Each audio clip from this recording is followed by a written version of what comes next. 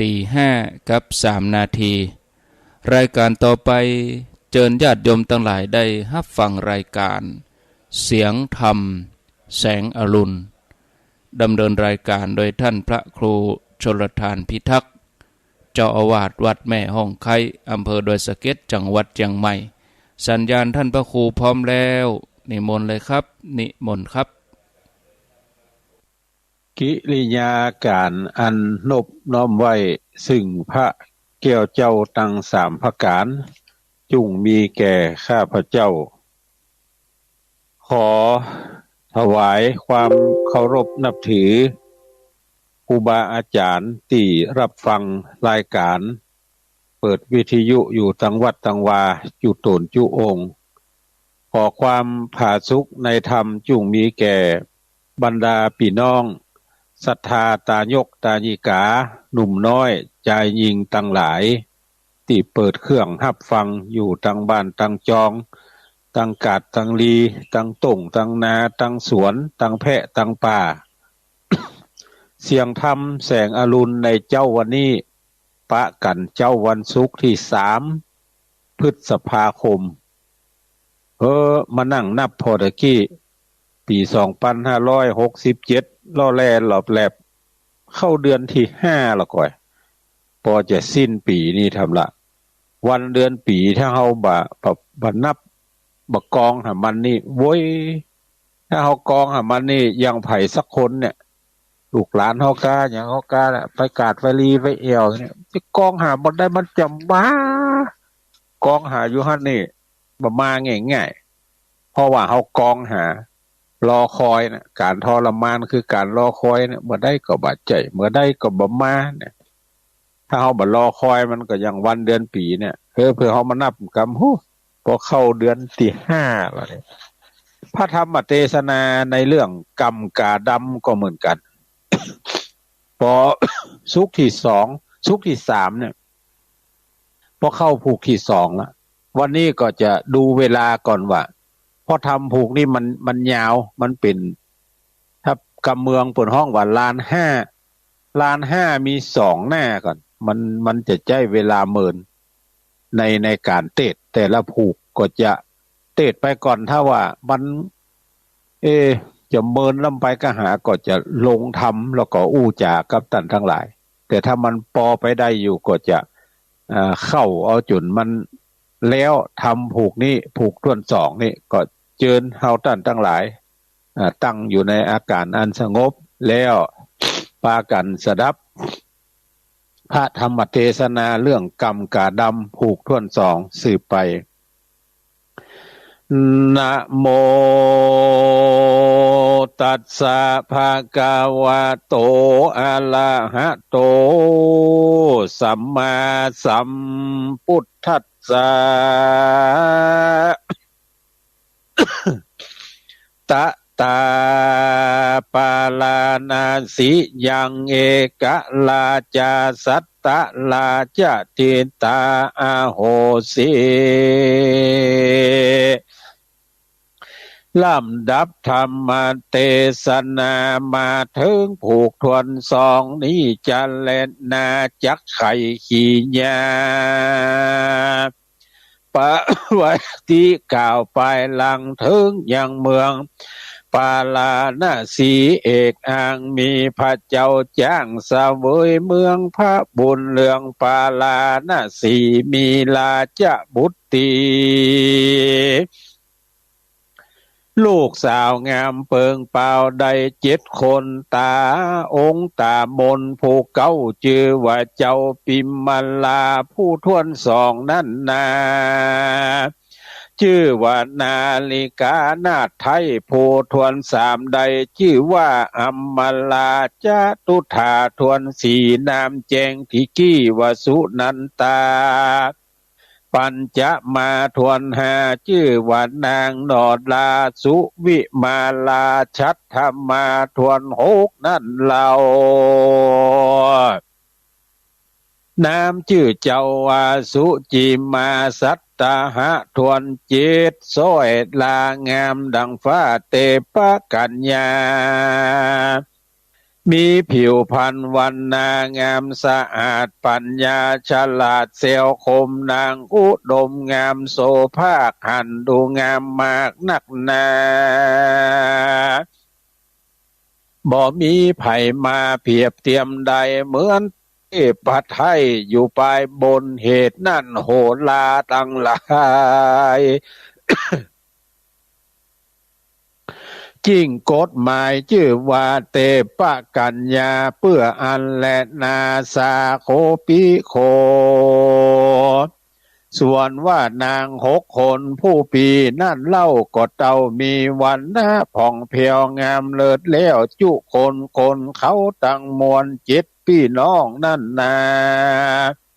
จวนกันไปสู่ห้องอุทยานนั้นอยู่ในริมชนละทานแม่น้ำหิมฝั่งกำกงกาสังวิภาคแบ่งปันมา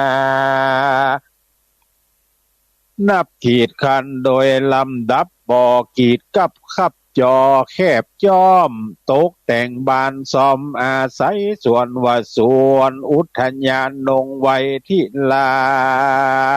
ดนางน้อยนาฏกัญญาอยู่ปลายสุดแห่งที่ตาพี่ไทยสร้างแปลงไว้ที่ส่วนจมเจยก็มีแลตะตาโปติสัตโตส่วนว่าโปติสัตเจ้าคือไอ้กำนา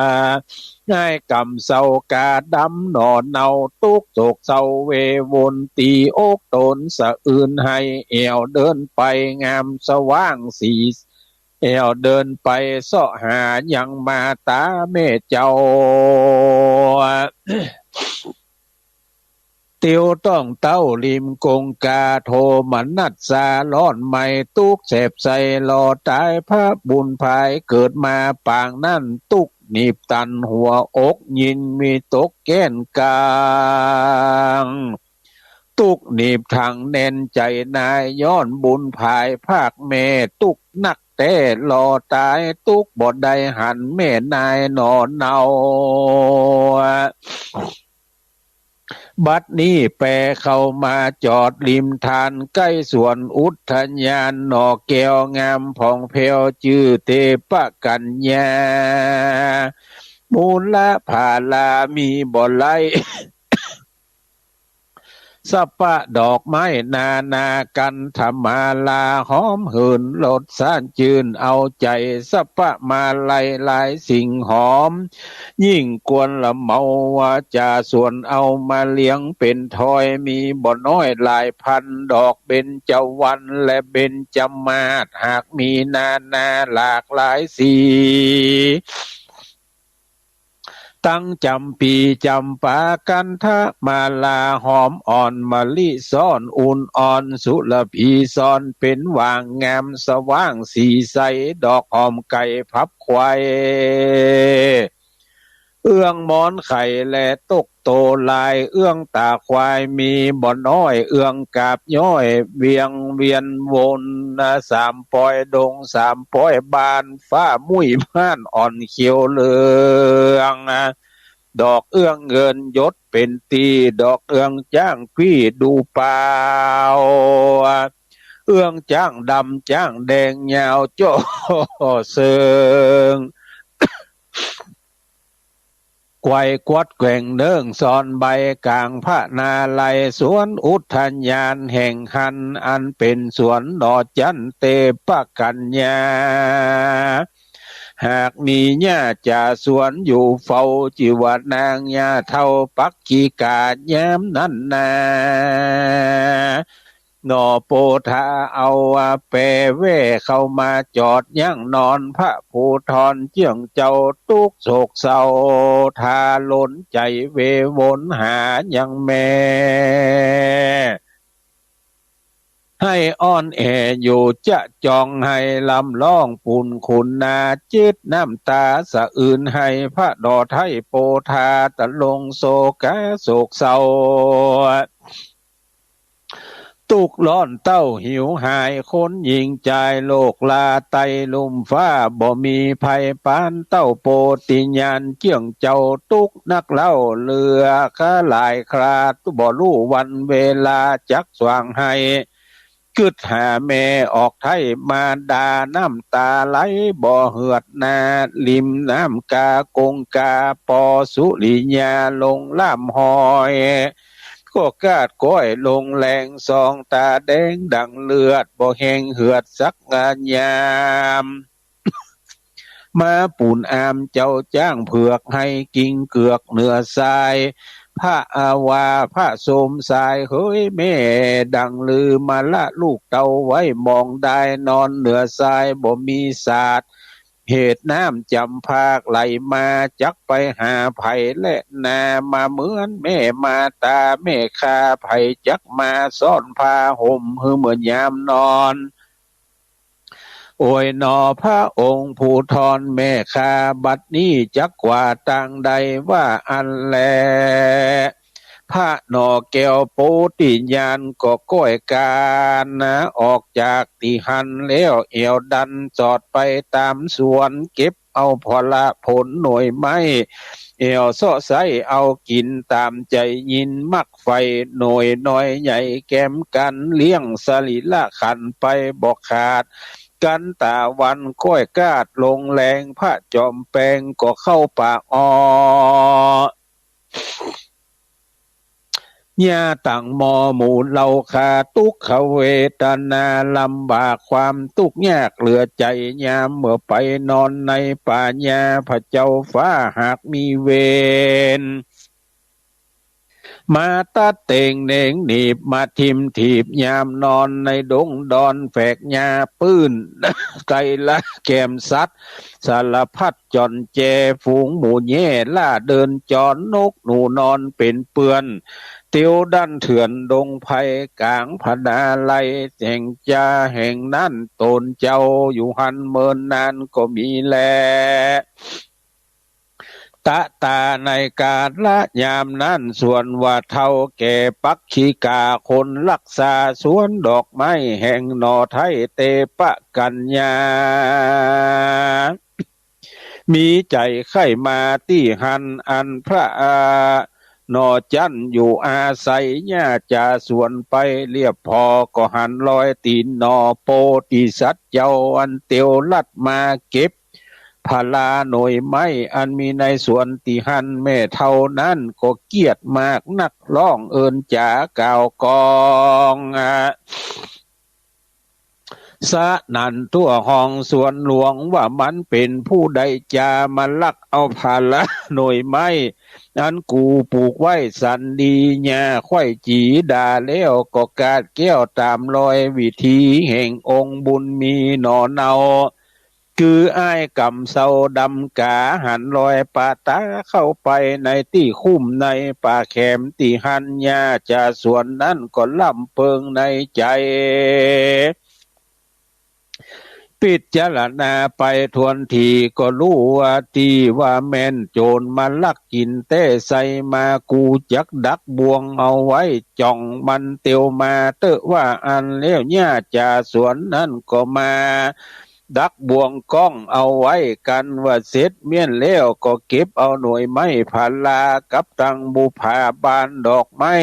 เลือกคัดใจเมื่อถวายแก่นางตั้งหลาย7 คนพี่น้องนาดแล้วก็อภิวาทไว้สาวคาแดลาจะทิตา ข้าแด่ลาจะทิตาตนประเสริฐบัดนี้ภัยมาเกิดในสวนอุทยานแห่งนงคานเตปะกัญญาน้องลาวะอันในกาลยามนั้นส่วนองค์หนอจัน6 นางนั้นนาผู้เป็นปี้เอ๋ยก็กล่าวว่าลางเตือจักเป็นผัวเก่าแห่งนางนั้นเปิงมีเจเลนาญาจะส่วนปักขิกาบทตอบว่ากรรมสันใดจริงไวสาเมื่อไว้สาเมื่อสู่ในที่อยู่แห่งตนวันนั้นแลโปติสัตโต ส่วนอันว่าโปติสัตว์เจ้าคืออายกำเศร้าดำกาวิภาตากันแจ้งมาแล้วเจ้าก็มาเตียวแอวในส่วนอุทยานดังจุวันมาบอกขาดเจ้าก็ไปหันบวงบาทอัญญาจะส่วนเท่าปักขีกาหากนำมาดักไว้เจ้าก็ล่ำเปิงในใจตนว่าส่วนอุทยานตินีก็หากมีเจ้าของบ่สังกากันว่าพันธนาบวงก้องนี่เล่าผู้เป็นเจ้าของสวนหากนำมาไว้เพื่อเราได้ถูกเต้เลยนอมาเราจะเข้าไปสู่บวงก้องอันนี้แหละว่าอันแล้วเจ้าก็เอาตีนแห่งน้องเข้าสู่บวงก้องหันแลปุณณติวเสในวันลูนลุ่งเจ้านางแม่เท่าปักขีกาก็เข้าไปส่วนอุทยานดอกไม้ก็หันใส่โปติสัตว์เจ้าน้องอันถูกบ่วงก้องกิ่งเกือกไปมาตัวหญ้าเท่าปักขีกาก็ฟังเววาเล่นไปไกลหันนอไทยตัวดำเหมือนกาหะสีตาญ่าเท่าก็ไข้หัวใส่เจ้าบุญโหนลื่นสู่ยืนจุกอยู่ไข้หัวคุกมันมาจุกยืนอยู่ไกลองค์หนอไทยกำกาดำเอามือยอตามยกเอามีดพระว่าจักฟันยังบุญตันหนอโปติสัตว์เจ้าฟาดฟันเล่าลงไปบ่ถูกจอมใจสักหน่อยเพราะบุญยอดซอยมีหลายนั่นแหละนาในกาละยามนั้นย่าเท่าแก่ปักขีกาก็มายินอัศจรรย์มากนักว่าสัตว์ตัวนี้มีชื่อลือจาจักเป็นคนก็มาดำเหมือนหมีป้อยว่ามีตาเหลือดำเหลืองเหลื่อมดำมาเมื่อเหมือนมีอันหนึ่งเหมือนดังมอหนึ่งอันคนหนึ่งเขาได้ร้อยคาบสันนี้จะจักว่าเป็นสัตตาก็มีปากที่แต่หากเหมือนคนแต่ใส่ลอยว่าเป็นผีเสือน้ำหรือผีเสือบกอันจามาเราจักเอาไปเลี้ยงไว้ปลายนาก็หากจักใจซอยมันหือมันตักน้ำต่ำเขาเลยนาแม่นว่าจ้างมางัวควายตั้งหลายตั้งฝูงยิงใจก็ยังสั่งสอนใดสัตว์ตัวนี้ก็หากปากเป็นกำคนแต่กูจักเอามันไปเลี้ยงสั่งสอนดูก่อนก็หากลูกกุลแต่และว่าอันแล้วเนี่ยเท่าปักกิกาก็เอาเชือกมามัดมหาสัตว์เจ้าแล้วจุงลากเข้าโดยมาส่วนอ้ายกำกาดกำมากีก็ทะลิเต้นไปมาหนอโปธาก็วิดวิ่งกอบหลังยาปักขีกานั่นแหละส่วนญาเท่าแก่ปักขีกาก็ทุบมานาตกใจร้องด่าว่าไปที่ถอยว่าพายน้อยนี่แก่ไล่นักนา แล้วก็เอามหาสัตว์เจ้าไปมัดไว้ปีปื้นเฮือนโตนแล้วเอาเฟยไม้มากั้งบังยังมหาสัตว์เจ้าเพื่อบ่ให้คนตั้งหลายได้รู้ได้หันวันนั้นแลกกันว่าหลวงได้3 วันเกหังเลือนญาเท่าก็ละลูกเอาล้อนนักนาญาปักขีกาอยู่บ่ได้โดยเตจาแห่งหนอไทยโปติญาณก็มีแลโจตะโกแม่นผู้มีผู้ใครรู้ว่าเจ้าหนอกูกาดำวิบากสั่งจำมาลอดมือพระยอดโปธิญาณเจ้าได้ภาคปิ่นเก่ามาตา ป้อพญาครับเฮอหนีภาคสัมปติราชเมืองมาถลงโศกาลำบากสันนิจาวิสัชนามีพญาผู้มีพญาเปิงเก่าแก่ลู่แต้แห่งคอกังคาว่าตามอัฏฐาไขสารอันหนอโปติญาณเตแจ้งบอกเหตุไปหลังว่าอติตังปางก่อนเจ้าน้อยอ่อนกุมารได้เสวยสมบัติยังคานวิเศษเป็นเจ้าเตภาพอาณา ในสังกัดสานกรนันบวรมิ่งกวางเป็นเจ้าจ้างเสวยผู้ลีในกาละนั้นยังมีเจ้าละสีเดินเอามากลุ่มเขาก็มีใจรักเอาโดยตัณหากามะราคาบอกขาดเจ้าจริงไปสู่อาวาสที่ศาลากันมหาลาสีหันใส่เจ้าก็ได้กล่าวจำว่าจาว่าดูลานางโอปาสิกานางอย่ามาอยู่ที่นี่ตัดที่นี่บอกควรและนาจุงปิกไปสู่เกหาแห่งเจ้า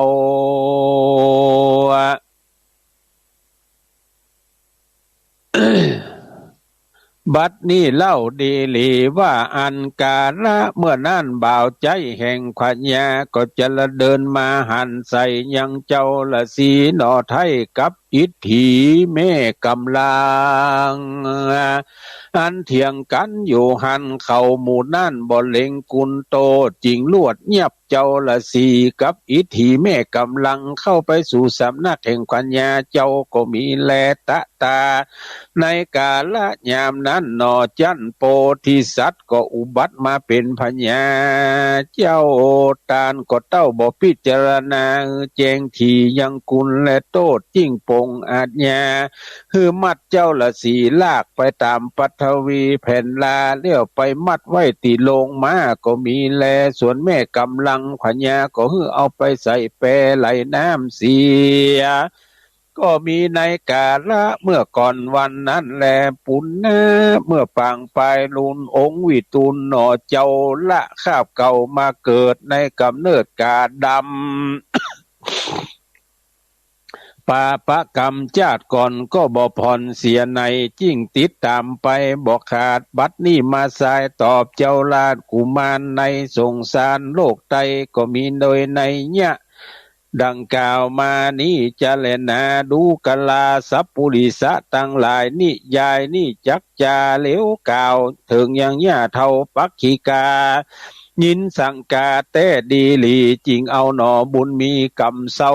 เป็นลูกเต้าแห่งตนก็มีวันนั้นแล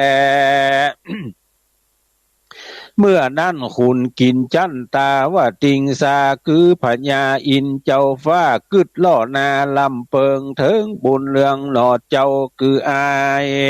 หนอเนากำจำกาอันเสด็จลงมาบังเกิดในกำเนิดเมืองมนุษย์สาจักเป็นสันได้จ้าว่าอันเมื่อนั้นพญาอินตนกินสองสะวันจันฟ้าก็เล็งนาพอเล็งดูในจุมปูโลกไตก็หันหนอไทยโปธิญาณ อยู่สถานเรือนยาเท่าตาลโตนต้านเจ้าอินตาก็ฮือนางเทวดาโตนหนุ่มฮือรีบลงลุ่มไปอย่าจ้าส่วนนางเทวดาก็รีบลีลาลงมาถือปฏิสนธิกำเนิดมาบังเกิดในขนุนยิ้วบุญจักติวนำมาส่วนว่าองค์อินตาก็นำเอาพลาหน่วยยิ้วงามจะจิวดังคำคาเป็นสุวรรณาหน่วยนิวมาตัดมาติดกิ่งไม่งิ้วลูกขาที่ส่วนอุทยานยอดซอยแห่งนางนาน้อยเตปะกัญญาก็มีวันนั้นแลตะตาในกาละยามมานั้นเมื่อเก็บหน่วยงิ้วมาแล้วอันว่าพวกจางิ้วตั้งหลายก็มาคงควายเก็บเอาหน่วยงิ้วลงมามากเลยนาพหุจนาฝูงจางิ้วตั้งหลายจวนกันพันภายเกาะนองเอายังหน่วยงิ้วมาหันใส่ลูกงิ้วนั้นพญาอินตาติ้วนำมามีวันนาใสสองลัดสมีลันลองงามเหลืองมีแสงเรืองดังคำคาเป็นสุวรรณาคำแดงมีก้าแปลงควนกาเผาจนาหมู่เอางิ้วนั่นก็มาเลงหันดังอันก็ยิดอันสัจจัดงืดใจมากนักนา เขาก็ปากันก็หน่องช่วยกันจ่องก็เอายังหน่วยเราแก่นยิ้วปอว่าหิวอ่อนแรงอดใจแข็งเอาหื้อใดส่วนลูกยิ้วไม่งิ้วก็บ่ลนปอเขาหน้ามนมองหิวมาเขาก็รีบไปอภิวาทวันตาแก่พญาเจ้าจุปการโสปิส่วนว่าพญาปลาณสีอันเข้ามาอัญจุลีขาบไว้องค์เต้าไทยยินอัศจรรย์พระนักทันเจืองเจ้าก็ปาเอาเสนาสี่หมู่เข้าไปสู่ส่วนอุทยานแห่งนางนงคานเตปะกัญญากันว่าไปรอดเลี้ยวตนท่านแก้วพญาก็เล็งแลไปมา หันลูกขาหน่วยงิ้วมีวันมีผิวพันดังคำขาบอกเคยหันมาแต่หลากอัศจรรย์มากแต่นักหนาพญาปลาณสีก็ยินดีจมจืนใจต้องตื่นยินดีแล้วจริงมีอาจญาแก่เสนาอำมาตย์ปัจจานาลาตั้งหลายว่าผู้ใดยังจักอาจสมถะแต่นักหนาขึ้นเอาสุวรรณาหน่วยงิ้วขึ้นบิดลิ้วเอาลงมากูพญาจักหือรางวันแหลนาในกาละยามนั้นอันว่าเสนาอำมาตย์ปัจจานาลาดมนทีก็บ่มีผู้ใดจักมีใจขึ้นเอายังสุวรรณะเบางิ้วใดก็โดยอำนาจแห่งขุนอินตนกินสองสวรรค์จันฟ้าโคงแหล่งลาตาว่าติงสานั่นแหละโสลาจาส่วนว่าพญาปาลาณสีก็มีสิเนหาไข่ใดยังหน่วยไม่งิ้วคำก็มีกำล่ำเปิงดูเล่าว่ากูเต้าจักคือขุดเอาตนงิ้วแล้วลากติวเอาเมื่อปลูกไว้ตีแดนไก่ป่องเบงจรแล้วจักนอนเล็งดูจุวันแลนาตะตาในกาละยามนั้นขุนหนอจันอินตามีปัญญารู้รอดแห่งกรรมเจ้ายอดพญาอันผาธนาไข่ใดยังตนไม่งิ้วคำคุณองค์ธรรมเจ้าฟ้าจริงเสด็จมาที่ฐานกั้มสมปานลูกเตาชื่อนางหนอเนาปิมปาอันอยู่ฐานาในหน่วยงิ้วบุญจักติ้วมีมาจริงเนลมิตลูกขาตนไม้นั่นเนือไปตั้งไว้ขวงหลวงแห่งพญาก็มีแลส่วนว่าพญาปลาณสีก็มีใจดีจืนย่าวพญาเต้า ก็จิ้งยอมือสาน้อมวันตาตั้งเก่าแล้วจริงเข้ามาเมืององค์พระบุญเรืองสุภาศาสตร์ปีติลาดยินดีก็มีวันนั่นแหละนาตะโตปัฏฐายะแลกแต่นั่นไปนาส่วนอันว่า สุวรรณะคำขาก็มีไวยาอันแก่ผิวเหลืองแหลดูงามมาส่วนนางนงลามลาจะกุมาลีอันพากุดมีในหน่วยงิ้วมีผิวผ่องใสนางนงไว้ก็ออกมาพากุด พากฏกาญาฮือเป็นคนอยู่บนลูกขากิ่งไม้รูปคิงไทยดังเทวดาอันนั่งบนโคงผาศาสตร์ดูวิลาศนักนาเหมือนเทวดาอยู่ฟ้าโคงแหล่งลาตาว่าติงสาก็มีแลโจตะโกแม่นมีผู้ใครรู้ว่าเจ้าหนอกูขนุนยิ้วปิมปาบุญสั่งจาเมื่อก่อนติดตามสอนตัวมามีกาญาอันงามอันจาแม่นมีผู้มาถามดังอีกวนเก่าจี้ไข่ปาน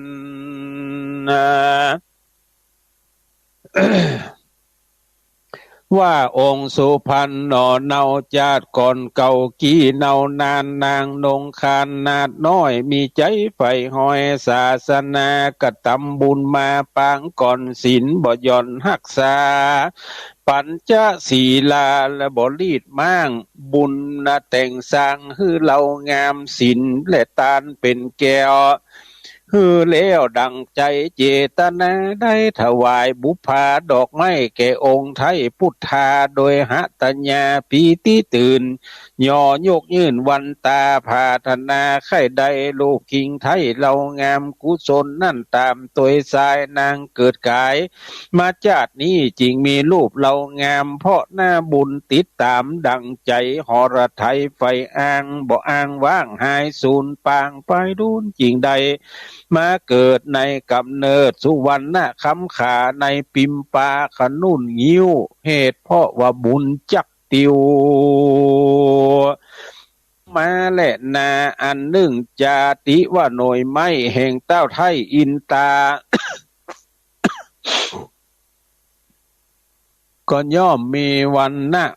นาหลายสิ่งอันงามยิ่งย้อนบุญติดตามเฮือใดติบจุปการเจริญนาลาจาส่วนว่าพญาปลาณสีตั้งเสนาบดีและอำมาตย์ปัจจานาลาทั้งหลายอันมานั่งยายเล็งคอยังน้อยนอปิมปาพ่องมีตาเหลือกเหลื่อมพองไข่เอื่อมกาแย่เพราะว่าหันนางปิมปาลางคาพ่องน้ำลายออกปากสติหากลืมคิงลวดบ่ต้วงบ่ติงยกย่างย้ายพ่องมากืนน้ำลายตัวเก่าพ่องนั่นเล่ากืนกินกำหมากพ่องเอาใส่ปากป้อยตกไปพ่องตาไหลเหลื่อมเหลือกพ่องจักบุรีมาสู่ป้อยเอายัดดังลูบหันคิงนางนงไว้ปิมปลาดรูปเราอาจดูงามบ่มีไผมางามปุนปานดังนางวิมานจันฟ้าไผหันนาก็สว่างอารมณ์และนาตามาถังปะกาเซนโตสัทธาอาหะสัทธาอันว่าสัพปัญญูตนเป็นครูแก่โลกไขอาโปกบาลี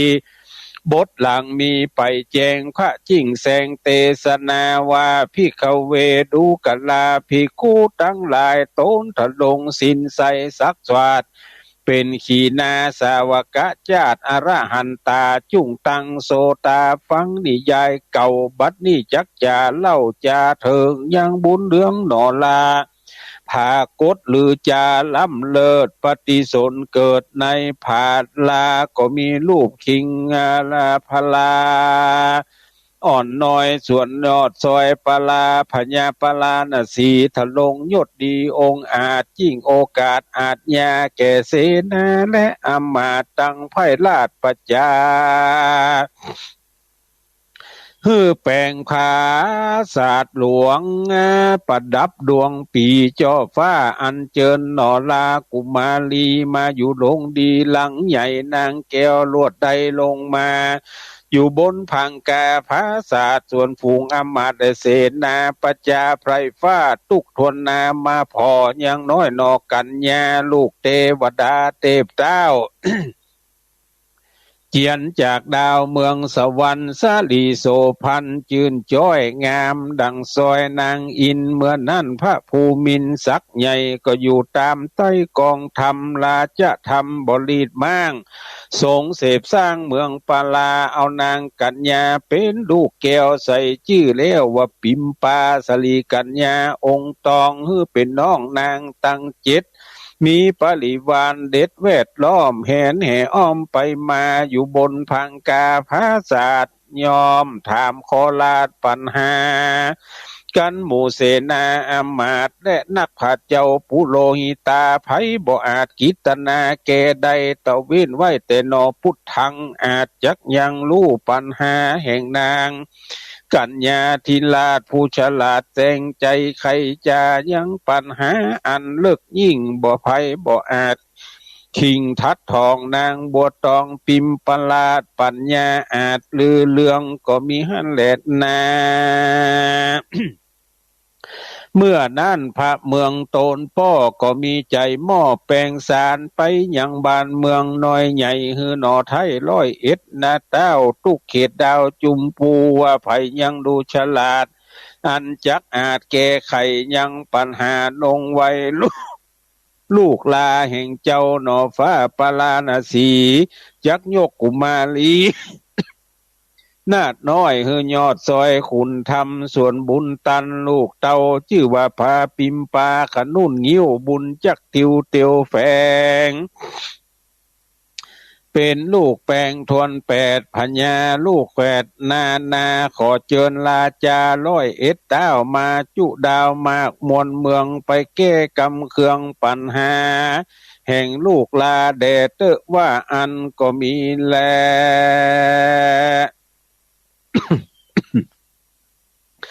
ตะมัดทังปะกาเซนโตสัทธาอาหะสัทธาอันวาสัพปัญญูตนเป็นคูเก้าเงาแก่โลกานำสัตตาข้ามเขตเฮอใดเถิงนิปานเปตยิ่งจักเจ้าจริงนำมายังธรรมเทศนาว่าพิขเวดูกลาภิกขุตั้งหลายตนทะลงสินใสยวลิญญาตสาวกะเจ้าอละหันตาในกาละนั่นนาส่วนบาพญา101เต้าเขากอกมีความชื่นแย้วยินดีจิ้งนำมายัง เข้าของปันนาการตั้งหลายมาฝากว่านางกุมารีผู้ฉลาดอันเกิดกับญาติผาดลาภากฏมาในโลกลาแก้วยอดฟ้าจิวปิมปาเหมือนเทวดาห้องฟ้ามีพญาแก้ปุ่นปองผิวนวลฟองอ่อนอวนเนื้อแลบล้วนปุ่นแยงลิมปากแดงดังจ้างแต้มยิ้มย้อยแย้มจาไขพุงไฟไตหุ่มไฟเมื่อดังไทยปากตาลทุกคนทานเย็นคิงฝูงคนยิงโลกลาบ่เหมือนหยาดฟ้าปิมปาและนาเทวดาก็มารักษาอยู่ว่าเฝ้าปัญจศีลังเจ้าก็บ่ลีดมั่งรักษายังศีลบุญแต่งสร้างให้เรางามศีลและทานนี่ย่อมเป็นแก้วเฮอโสมแล้วดังใจมโนในไฟอ้างบ่อ้างว่างหายสูญปางไปดุลได้มาเกิดในกำเนิดคำขาเป็นรูปปิมปาขนุ่นยิ้วบุญจักติวนำมาแลนาในกาละยามนั้นพญา101เต้าก็ปากันฟังเฝ้ายินดีจัดมนทีสี่หมู่เข้ามาสู่เมืองปาลาณสีเต็มปุรีห้องลาดเพื่อไข่หันนางน้อยนาดปิมปางามอย่างสุจดาอยู่ฟ้าเป็นลูกลาอินตาฟูงพญา101เต้าใจจืนยาวจมจืนปีที่ตื่นโสมนัสสาพร้อมกันมากว่า10,000แสนฝูงโปงแปงหลายหลังมากัดกั้งเต็มเมือง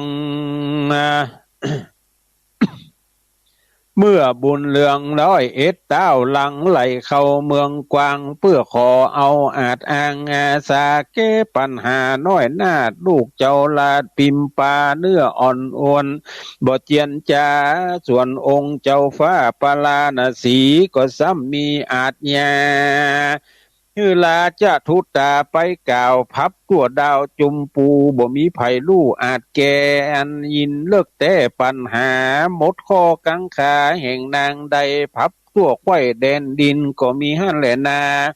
ตะมะทังปะกาเซนโตสัทธาอาหะสัทธาอันวาสัพปัญญูตนเป็นคู่แก่โลกยักไข่อาโปกเป็นตะลา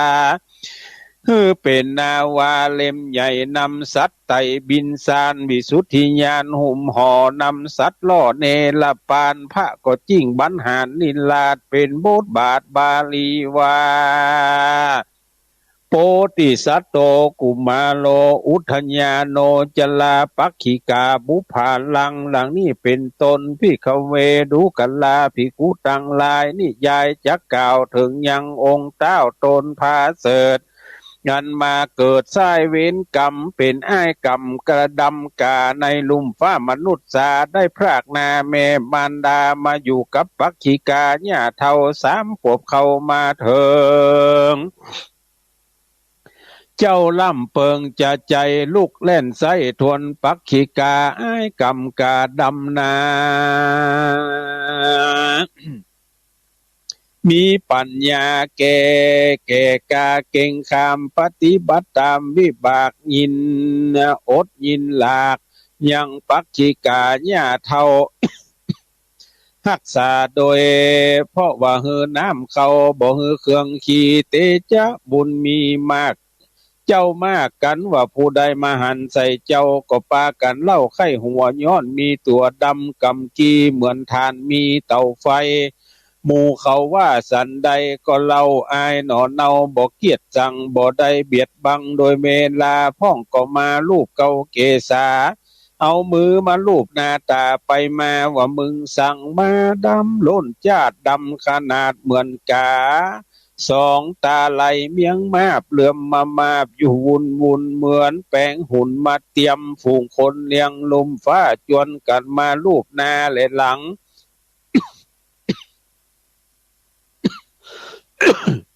องค์พุทธังหนอนเนาตนอยู่เฝ้าจันฟ้าบ่ไหววันนาบ่มีใจหดยอบ่เกียจต่อแก่คนใดพระจอมใจโพธิสัตว์ก็ปฏิบัติโดยบ่ปฏิบัติโดยกรรมหยาบจ้าบ่อาจอาโกธามีปัญญารู้รอดบ่ไว้ขอดเวรกรรมหนอพุทธังตนพาเสดพญาเลิศกว่าแสนมนุษย์แดนเมืองบดเตาพระนอเนาเล่นกับเด็กน้อยสุขค่อยสะสายเล่นเบียร์พายกินกันเล่นมีนันหลายหลากต่อหน้ามากนาบูตาลกาเด็กน้อยบ่เป้ยอดซอยโปทินลาเด็กน้อยหากเสียตากับกาดำกาบุญใหญ่กันคำแล้วไต่เต้ามาเรือนบ่เชเชือนไปกว่ากับสู่เรือนญาปักขีกาส่วนไอยากาญาเท่าลักลูกเต้าดำกาเหมือนเกิดกับตนก็มีแลกันตะวันตกต่ำพอเขาค่ำลงแรงเจ้าบุญแป้งหนอลาก็สั่งอำลาเดินกว่ากับญาเท่าปักขีกาว่าดูลาอีญาเท่า จุ้งอยู่เฝ้ารักษายังคาวาเรือนเย้าว่าขอเนี่ยเท่าอย่าไปไหนลานจักไปฟังฟ้าวหายังเต้าเท่าหัวเวียงคือมาอยู่เลียงกับแย่หัวล้านว่าเงางามมีปุ่มลามต้องเทื่อจักเอามาเผื่อแฟงมาเป็นคู่แปงอีแย่แห่งหญ้าเท่าลานลาดโตนปู่นั่นหากใจดีเปิงเป็นสามีอีญาอย่าได้ว่าบ่เอาเนอแล้วองค์หนอเชื่อพุทธาคืออ้ายกำกาหนุ่มเนาลายเล่นเท่าวาจีกำหญ้าเท่าจังร้องด่าว่ามึงสั่งมาปาโลอกบุโธมึงสั่งมาบาปเศร้าอีญาหากเท่าบ่เอาผัวผมบนหัวปอข่าวกูเซ็นมึงอย่าหยอกเล่นกูทลาว่าอันเมื่อนั้นหนอพุทธังกุลเจ้าหยอกเล่นเท่าปักขีกาแล้วก็รีบไปเอี่ยวตามวิสัยหาสาวลามใหญ่น้อยจ้าออดอ่อนหยอกสาวลามบอกคนงามเผยเจ้าพี่ข้าน้อยนี่จะขอจากับโสภานาดน้องใจพี่ของไฟสมาคมกับอุดมเจ้าน้องอย่าโศกต้องมองมัวขอเป็นผัวแห่งเจ้าดูยิ่งเล่าเตรียมหอแล้วยอดแล้วก็ยอคอยืเยี่ยมพอสาวพัดเลี่ยมเล็งหันยังบุญตันบ่าวน้อยตันตอบถอยโกธาว่ามึงนี่นาต่ำต้อยมีลูกคิงถอยเหมือนกาคนอัปปาเปื้อนเลี้ยงปากตันเสียงบ่เก่งคามว่าตัวงามอันละแต่เงี่ยมันรอแลหล่อนาดูวัฏฐาพาปาดเนื้อพอพาเสือก็ขาดเคินตัวปุ่นดีไข่หัวยิงล่ำเสือเก่าค่ำสาบเนื้อบ่ฮือไก่เปื้อตัวยิงมีแต่ก้างลิงอยู่ป่าก็หากว่ายังสมเปิงมึงและนาว่าอันส่วนนอจันโพธาคืออ้ายกำกาหนุ่มเนาปายปันเจ้าบ่จงจังว่าจะนั่งยังกำปะมาตา จิ้งซ้ำวันนาตอบสาวลามบอกคนงามเฮยเจ้าปีดังปีว่ามานี่แหละนาต พื่อขอเป็นสามีกาไฟเนื้อกลับมากันว่าใดเชื่อกรรมกาดามไว้เป็นปิจจะต่างหุ่นไว้ปัดฝุ่นเตรียมแฝงเป็นผัวแปงเตรียมคางบ่อ้างว่างหายสูญย้ำเมื่อนาปลายลุนเด่นนาพุงสาวน้อยกุมาลิกาก็ร้องด่าอ้ายดำกาว่าอ้ายปาลาเงาใบแล้วกำไม้ไล่ตีหนอบุญมีหกเต็นเหาะหยอกเต็นสาวลามก็มีวันนั้นแลเอกที่ว่าสั่งยังมีในวันหนึ่งอ้ายกำกาดำโพธิสัตว์เจ้าวิบากเก่าบ่เคยหายจริงกับกายแก่เสืออันปอกเนื้อกาญาแห่งอัตตาดำกาก็มีไวยญาใสส่องเนื้อคำผ่องสีใสเมื่อปัจฉิมไวยมาลอดโตนเต้ายอดโปติญาณหกวิ่งทะยานไปลอดเมืองเจ้ายอดปลาณสีก็ไปสู่ห้องกุมารีทั้งสองรัศมีใสส่องแจงดังคำแดงหล่อเบางามบ่เศร้าดังอินตายามนั้นนาสองเจียงเจ้าคือนางหนอเนาเตปะกัญญากับปิมปาขนนยิ้วยอยกกิ้วหันใจยอยกมือถวายน้อมไว้ว่าองค์หนอไทยอยู่แดนใดกิจจะอันใดประโยชน์ขอพระโพธิ์ไขจาหรือว่าเป็นเทวดาเมืองมิงหรือเป็นนากายิ่งขุดนาคกับกายข้าเป็นมาขอใครจ้ากล่าวตันสำแดงการบอกน้องอันอยู่ห้องพังกานี่แดเตอนาว่าแล้วโตนหนอแก้วโปธาบอกใครจ้าตอบถอยกับยอดซอยสาวจีส่วนกุมาลีสาวน้อยลักหนอน้อยองค์ไทยจริงโคดเข้าไกลปาตาย่อมือสาขานขับไว้เซิงหนอไทยโพธิญาณกล่าวจาวานเต้าใดพระจอมใจโพธิลาชก็บ่อาจตานเจียนจาเมื่อนั้นนาสองนางปีก้อยปาปากปองวานก้อยปากปองบอนวานซึ่งหนอพระภูธรนานทิลาดนางน้อยนาจจากันว่าสั่งมางามดังแต่งมีรูปแก่นเหมือนคนเราคิงกลมองอาจอกเอวอกองแอนเขี้ยวนาสองนงแล้วจากกันแล้วก็ยุบพันกำดูลวดยุบผูองเนื้ออ้วนอ่อนเอือเตรียมตันเหมือนสุวรรณผ่องพายแล้วก็จริงง่ายรูปหัวดังเนื้อตัวยุบเลน บ่ได้แว่เว้นสักอันพระบุญตันทลิเลนสองนางเต้นไล่ตามพระองค์ลามเงี่ยเหาะสานเหมือนดังยันนาลัวเขาพระองค์เราย่างย้ายสองเจ้าก็ค่ายตัวไปยอ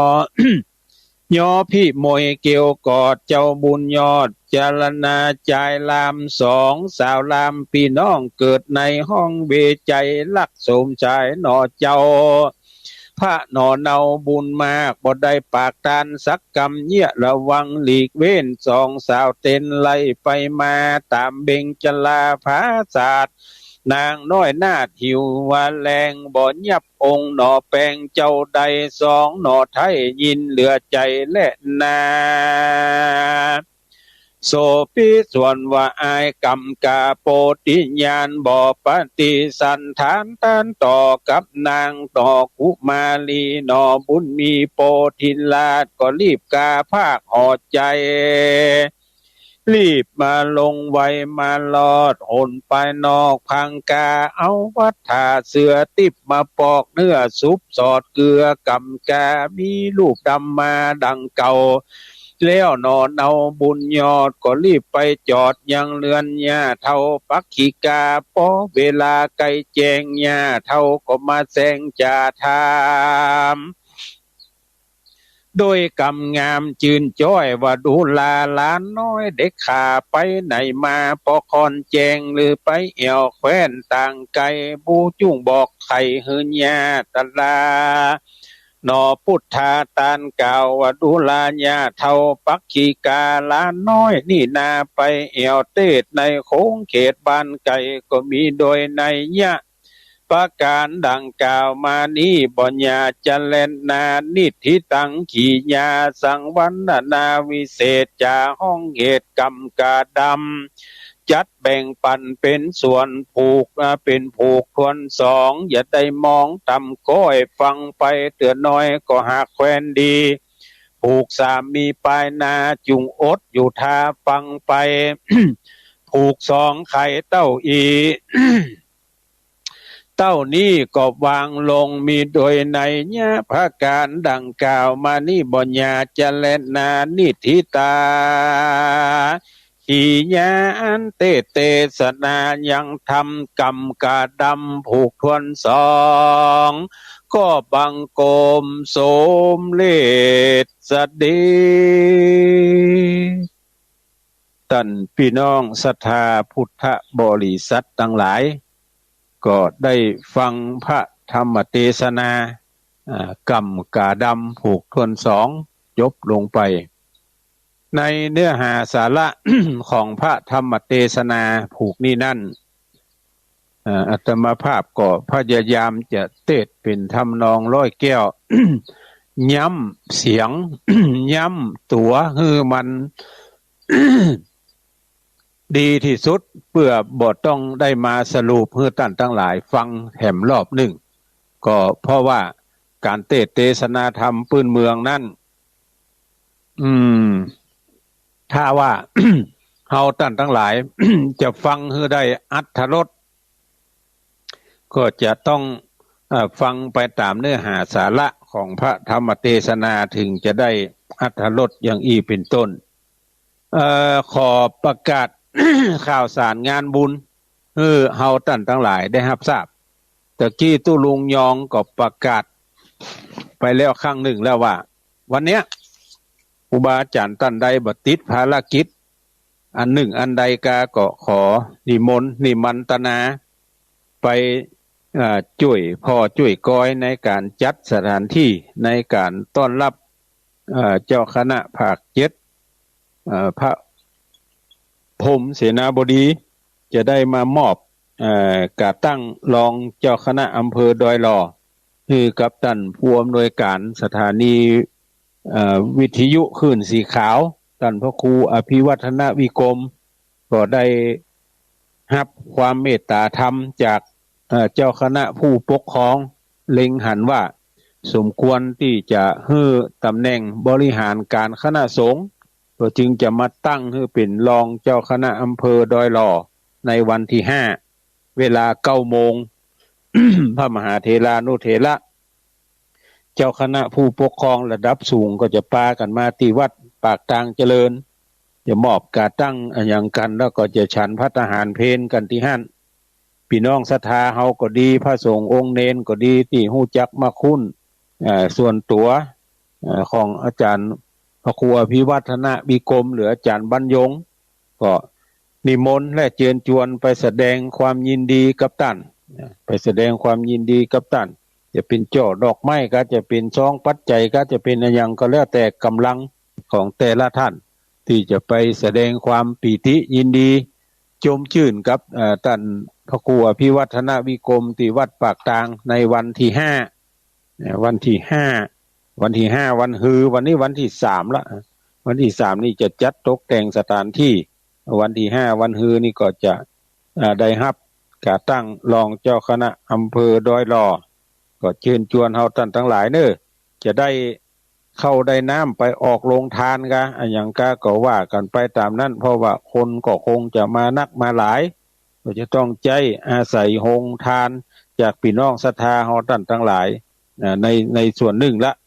แล้วก็วันที่15วันที่15พฤษภาคมนี้ เป็นวันเดือน8เหนือขึ้น8ค่ำหลายวัดหลายวาก็จะจัดมีการประเพณีส่งน้ำพระธาตุเต็มทะลัดทัดไกลนี่ก็มีวัดโป่งวนารามโป่งห้อม ตำบลบ้านสหกรณ์อำเภอแม่อ่อนอันนี้ก็จะจัดในวันที่15เวลาเมื่องายเวลาบ่ายก็จะจัดที่วัดใหม่มงคลชัยห้วยบอนถึง2วัดนี่ก็แต่ละวัดก็มีซอเหมือนกันถึง2วัดก็เชิญชวนเฮาท่านทั้งหลายอยู่ทรัฐทัดใกล้ก็ไปร่วมกินหอมตาลด้วยกันเด้อแล้วก็วันอาทิตย์ที่19คณะศิษยานุศิษย์ของหลวงปู่พระครูปฏิภาณธรรมทินหรือตุลุงดอยมีอายุวัฒนะครบ77ปี55วาษาคณะศิษยานุศิษย์ก็จะจัดงานอายุวัฒนะมงคลมีการสืบโหราจตามีการห้องเข้าเอาขวนมีการเจริญพระพุทธมนต์เพื่อเป็นสิริมงคลแก่หลวงปู่ก็เชิญชวนเฮาท่านทั้งหลายเด้องานมีตั้งเมืองงายไปละแล้วก็สภาวัฒนธรรมอำเภอเวียงป่าเป้าก็จะร่วมด้วยช่วยกันจัดสัปดาห์ส่งเสริมวิสาขบูชาไปในตัวที่หั่นเพราะว่าอยู่ในช่วงเทศกาลก็จะอาศัยวันเนี้ยจัดในโอกาสเดียวกันนี้ตอนบ่ายวันอาทิตย์ที่19นี่ก็เชิญชวนพี่น้องเวียงป่าเป้าเด้อไปร่วมการร่วมงานด้วยกันแล้วก็ไผอยู่เต็ม